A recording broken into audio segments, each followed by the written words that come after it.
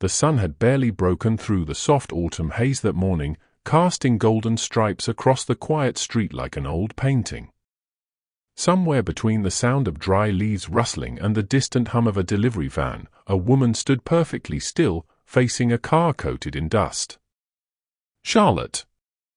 Her fingers clutched a folded piece of notepaper, her chest rising and falling in a steady rhythm, as if trying to calm the storm within her. She looked unsure. Not lost. Not frightened. Just heavy. The kind of heaviness that doesn't show on the outside, unless you really know where to look. She was beautiful, in that naturally magnetic way. Shoulder-length chestnut brown hair caught strands of gold in the morning light. A few freckles dotted her pale skin. Her small, cream-colored blouse hugged her curvy figure, the soft U-shaped neckline showing the faintest hint of a silver chain. She wore a short denim skirt and white sneakers, simple, but something about her presence made the moment feel extraordinary. She leaned slightly toward the windshield of the black car. The vehicle hadn't moved in weeks. Dust blanketed its hood. Dead leaves stuck to the corners of the wipers. The rear tire sagged just enough to suggest neglect. Charlotte hesitated, unfolded the note slowly. It wasn't a long one. Just a few handwritten lines. But the way she handled the paper, like it was a fragile memory, you'd think she was about to leave behind a secret meant only for fate. Her lips moved silently as she reread the note to herself. Then, with a breath too deep for a stranger's car, she slipped it under the driver's wiper blade. A gust of wind pushed her loose strands of hair across her cheek. And she froze. Not because of the wind. Because she felt something. Someone. Watching. But she didn't turn. She didn't need to. She just looked up, toward the apartment window across the street. The curtain moved. Barely. But enough. What she didn't know was that Brandon had been watching her from the start. Brandon didn't move for several seconds after the girl walked away. He stayed there, behind the sheer curtain, half hidden in the morning shadows, watching her shrink into the distance until she disappeared around the corner. Then, without a sound, he turned back into the room. His apartment was quiet. In the kind of way that didn't feel peaceful, just vacant. A single couch, threadbare at the edges. Stacks of unopened mail on a small table. And a black guitar resting in the corner, its strings long since silenced by dust. The blinds were always drawn halfway. Like his heart. He walked to the sink, poured lukewarm water into a chipped mug, and stared down at his reflection in the murky glass. That girl had left something behind. Not just the note. Something unsettling. And yet, it didn't feel wrong. He grabbed his keys, hesitated for a beat, then stepped outside for the first time in 4 days. Brandon's sneakers crunched softly over dry leaves as he approached the black sedan. He stopped a few feet away, just staring. That car had belonged to his brother. No one knew that anymore. Everyone assumed it was just another abandoned vehicle, except the HOA, who'd left a warning sticker on the rear bumper 3 weeks ago. But Brandon had refused to let it go. Just like he'd refused to clean it. Because it wasn't just a car. It was the last piece of Liam he had. He stepped forward and gently pulled the note from beneath the windshield wiper. It was folded neatly, no creases on the corners. He opened it. And read. To whoever owns this car. You probably don't know me. But I've walked past this car every week for months now. And today, something told me I needed to stop. I don't know what you've lost. But I do know this car feels like a memory someone doesn't want to let go of. If you're hurting, that's okay. Just don't forget, some strangers care. Even if we never meet. Asterisk. There were no contact details. No name. Just a tiny pressed flower at the bottom of the note, taped in. A violet. Liam's favorite flower. Brandon's throat tightened. He hadn't said Liam's name out loud in nearly a year. And yet, here it was again, in the smallest gesture, from someone who didn't even know him. His eye scanned the empty street. But she was already gone. Charlotte stood inside the old flower shop across the street, inhaling the scent of dried lavender and potting soil. Mrs. Ellison, the silver-haired owner, moved quietly behind the counter. "You left it, didn't you?" she asked without looking up. Charlotte nodded. Mrs. Ellison smiled gently. "You always pick the violet for those notes." "I don't know why," Charlotte whispered. "It's not about why, sweetheart. It's about what it leaves behind." She turned to the window and watched the man approach the car. Charlotte saw him take the note. Saw the way he read it slowly. And how he didn't crumble. Just stood there. Still. "He's the first one to come outside," Charlotte said softly. Mrs. Ellison nodded again. "Maybe you reminded him that the world still notices him." Charlotte looked down at the pressed violet in her hand. And for the first time in weeks, her fingers didn't shake. Brandon's fingers held the note like it might fade if he blinked too long. He hadn't meant to take a step forward. But his feet did it anyway. Past the dusty car. Across the street.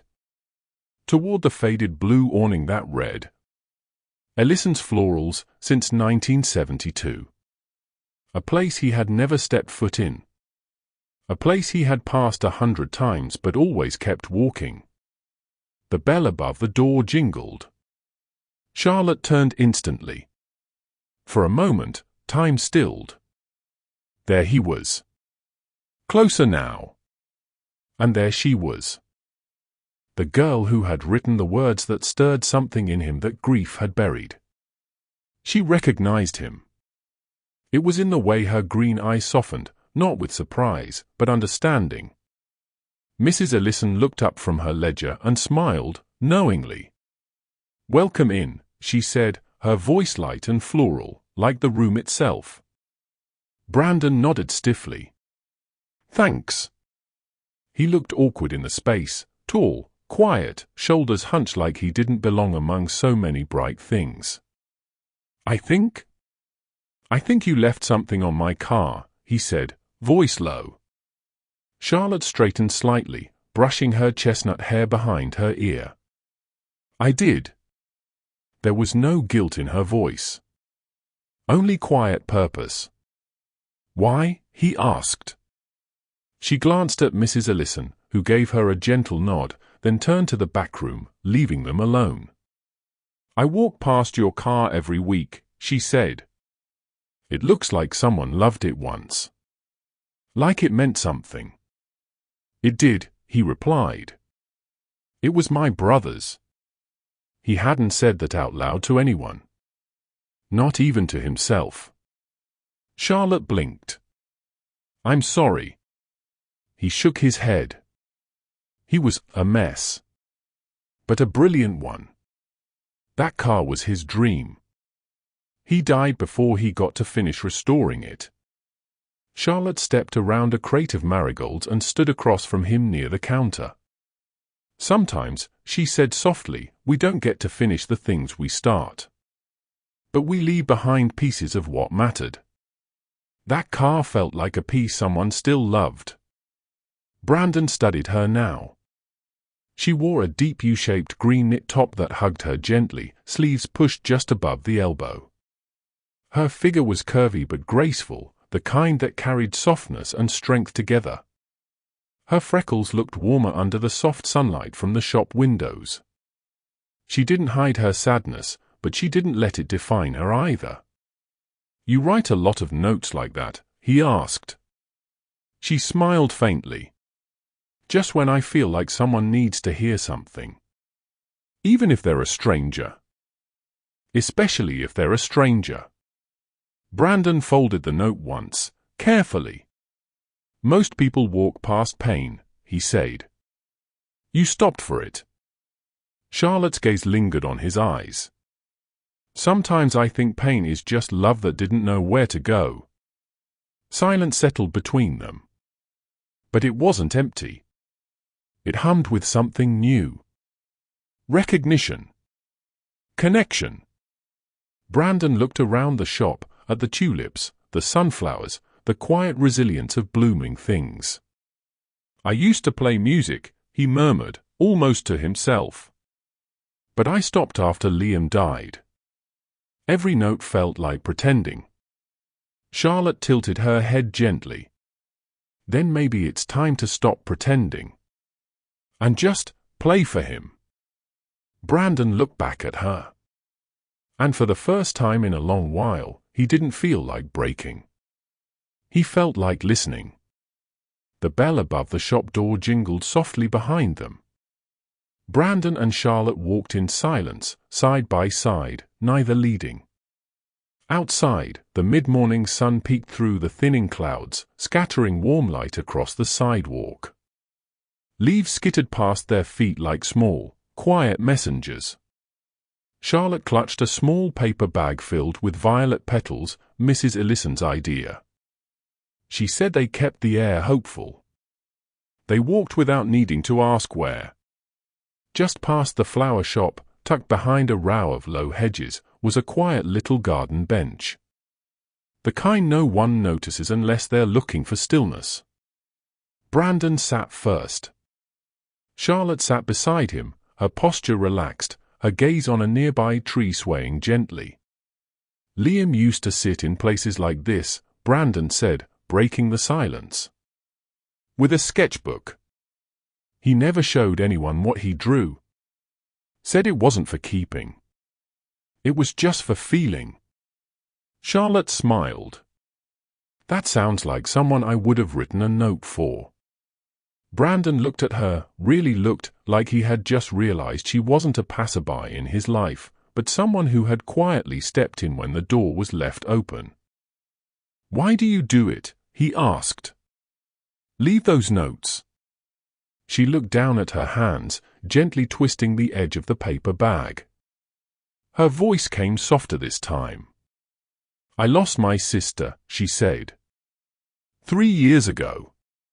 Brandon's face shifted, not with pity, but presence.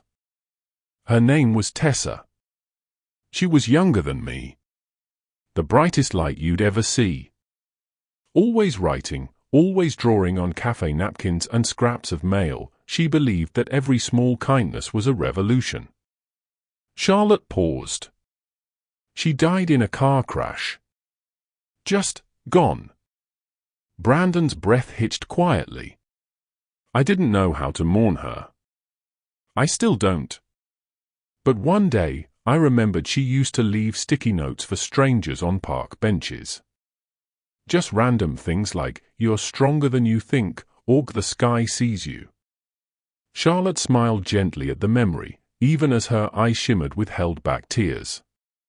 So I started doing it. Not sticky notes, just little paper ones. Real ones. Sometimes I press flowers in them. Sometimes I don't even sign. But I leave them in places where grief feels loud. Brandon blinked. His chest ached.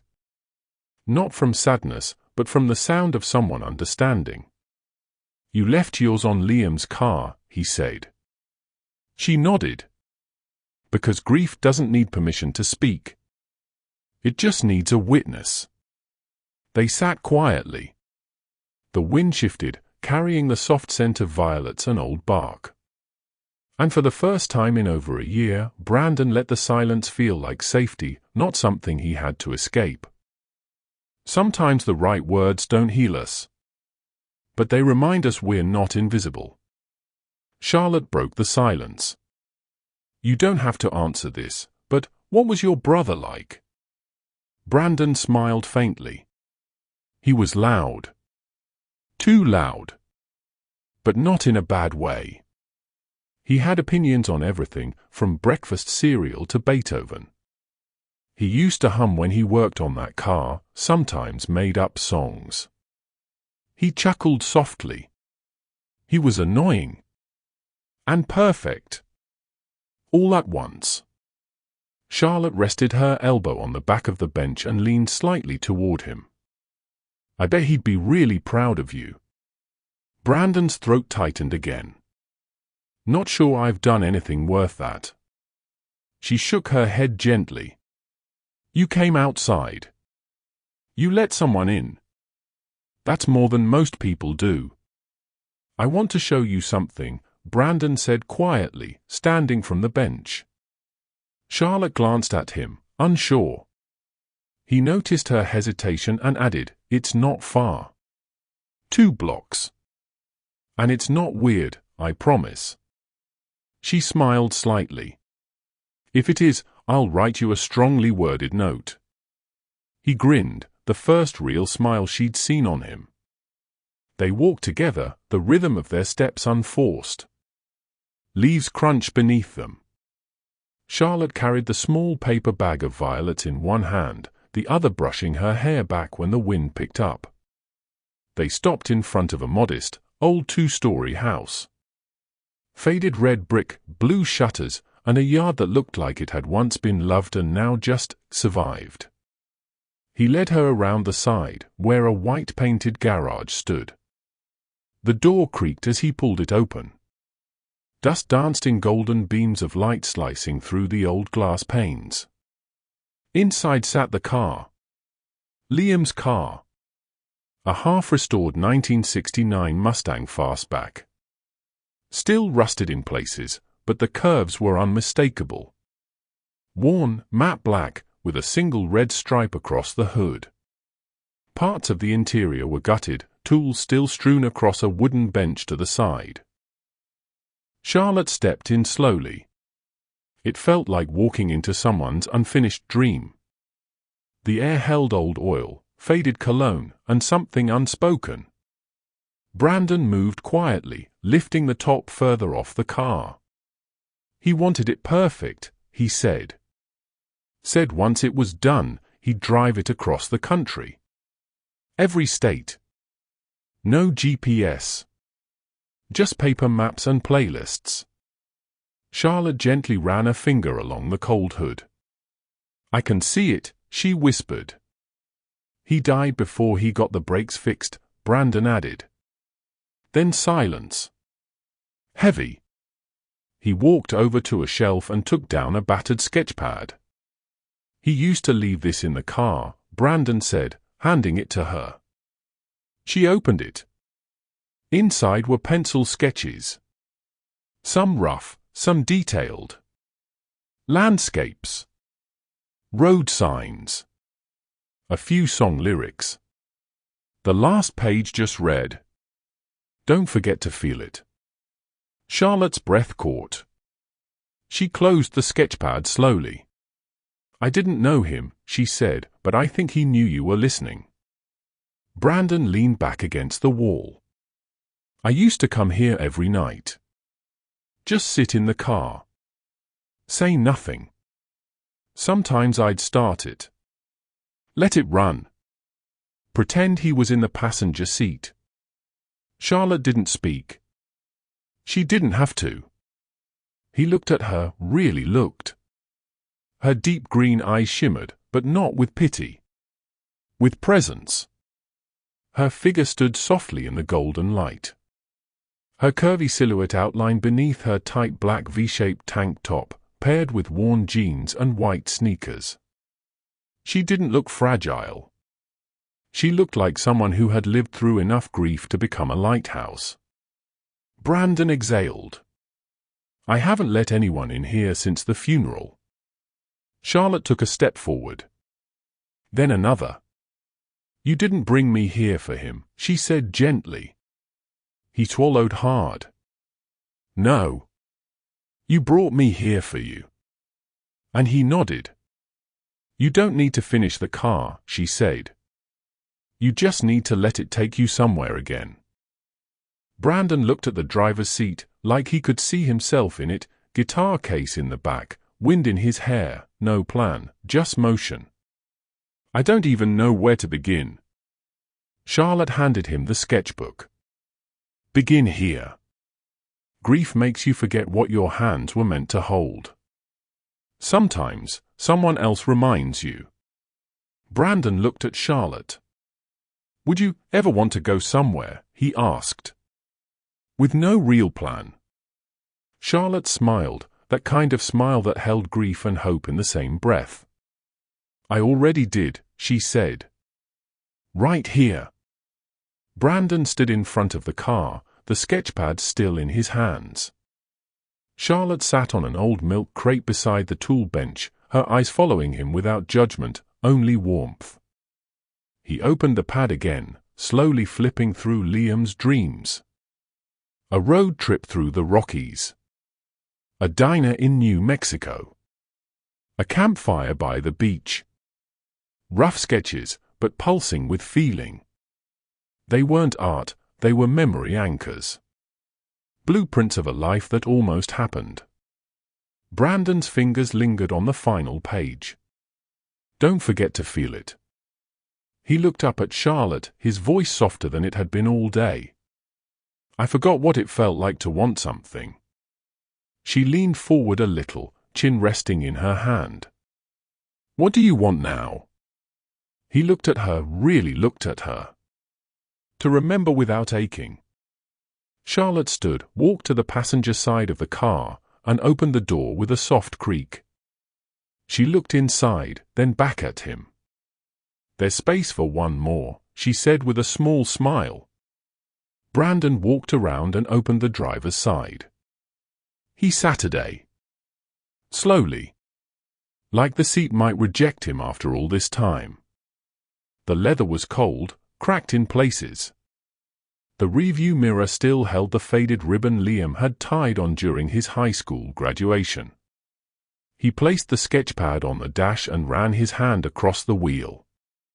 Then, almost without thinking, he reached behind the seat and pulled out a guitar case, dusted but intact. Charlotte's eyes widened. "You played?" "Once," he said. She sat silently as he opened it. Inside was a slightly scuffed acoustic guitar. One of the strings had snapped. But the rest waited, like breath held for too long. He cradled it in his arms. "I stopped the day we buried him," Brandon said. Music felt like betrayal. Charlotte moved closer, her voice barely above a whisper. Maybe music is the only thing that knows how to hold loss. He looked down at the fretboard, fingers hovering. A few hesitant notes slipped out. Clumsy. Shaky. Unfinished. But they lived. The sound bounced off the garage walls like a ghost finally finding its voice. Charlotte's eyes shimmered, not just from the melody, but from what it meant. She didn't clap. She didn't speak. She just listened. And in that silence, Brandon found a piece of his brother again, not in memory, but in movement. He played a little more. A song he and Liam used to hum. It wasn't polished. It wasn't even complete. But it was his. And he played it not to forget, but to carry forward. When he finally stopped, he looked at Charlotte. "You make it seem okay to be unfinished." She stepped closer, the sun now catching the strands of her chestnut brown hair, her deep U-shaped green top hugging her curvy form softly as she leaned against the car. "We're all unfinished," she said, her voice like steady rain. "But maybe that's where the music lives. Sometimes, the song isn't about the ending. It's about someone sitting through the silence, waiting for you to find the first note." Charlotte looked down at the guitar, then back at him. "You gonna finish that song?" Brandon smiled. "I think. I just started it." The garage door rolled up slowly behind them. Golden sunlight spilled in, soft and forgiving, washing over the old car, the broken guitar string, and everything they hadn't said aloud. Brandon stepped out first, his hands now covered in dust and music again. Charlotte followed, tucking a loose wavy strand behind her ear as they walked into the light. The street was quiet. A breeze swept through the trees. Somewhere in the distance, a wind chime sang. She walked beside him, arms folded lightly across her chest. Her deep green U-shaped top clung to her lightly, the curve of her shoulders catching the sun. She didn't seem to notice or care. She just walked with him. Not ahead. Not behind. With. They reached the sidewalk, the same one where hours ago she had almost turned away. "Do you ever think," she asked, "that the people we lose lead us to the ones we need?" Brandon glanced at her. "Yeah. Not right away. But eventually." She smiled gently. "That's what I believe, too." They stopped walking. Just for a moment. Standing still on that quiet street like they didn't need to rush anymore. Charlotte reached into her tote and pulled out a small piece of paper. It was the note. The same one she had left on his windshield hours ago. She handed it to him. Brandon took it, read it again. "You're allowed to hurt. But you're also allowed to live again." He folded it, carefully this time, and placed it in his wallet. "Keep it," she said, "only if you mean it." "I do." A pause. She looked at him. "Do you want to walk a little farther?" "Where to?" She shrugged. "Anywhere that doesn't look like the past." Brandon looked up at the sky, no clouds now, just soft peach light and possibility. Then he looked at her. The woman who left him a note when he thought no one was watching. The woman who said nothing when it mattered most, and somehow made that silence the loudest kind of healing.